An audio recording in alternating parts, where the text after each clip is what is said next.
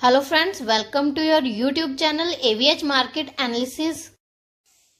सो friends, आज हम बात करने जा रहे हैं अडानी ग्रुप के बारे में। जैसे कि बीते कुछ दिनों पहले आप सभी ने देखा है कि अडानी के ऊपर जो न्यूयॉर्क की कोर्ट ने फैसला सुनाया था रिश्वत को लेकर, उसके कारण जो है अडानी के मोस्टली सभी स्टॉक हमें बहुत बुरी तरह टूटते हुए दिखाई दिए। ऑलमोस्ट सभी स्टॉक्स में हमें लोअर सर्किट भी लगते हुए दिखाई दिए और उसके बाद एक के बाद जो है अडानी ग्रुप को लेकर नेगेटिव न्यूज हमें आती ही दिखाई दे रही थी। सो फ्रेंड्स, आज के ट्रेडिंग सेशन में हमें अडानी ग्रुप को लेकर एक पॉजिटिव न्यूज देखने को मिली है।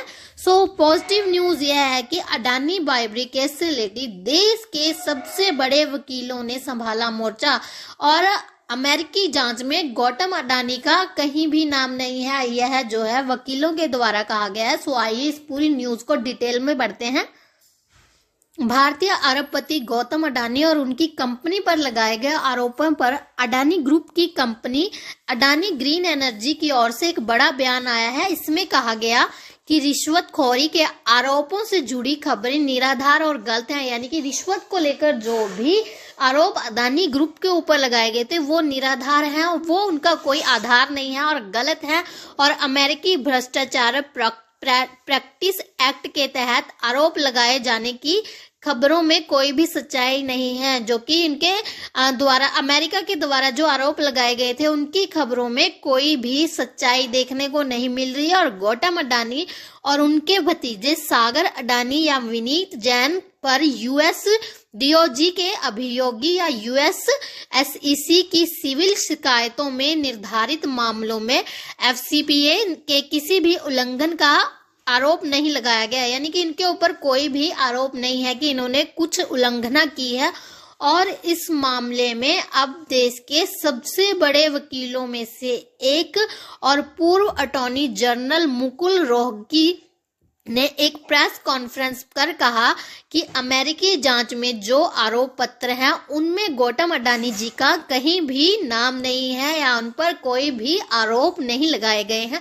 यानी कि जो भी न्यूज हमें पिछले दिनों में देखने को मिली है कि अमेरिका की तरफ से गौतम अडानी जी के ऊपर कोई आरोप लगाया गया है या उनके ऊपर जो है जो फैसला सुनाया गया है वो निराधार है, उनका कोई आधार नहीं है। और जो भी आरोप लगाए गए हैं किसी भी आरोप पत्र में अडानी का कहीं भी नाम नहीं है, उनका कोई भी जिक्र नहीं है, उनके ऊपर कोई भी आरोप नहीं है।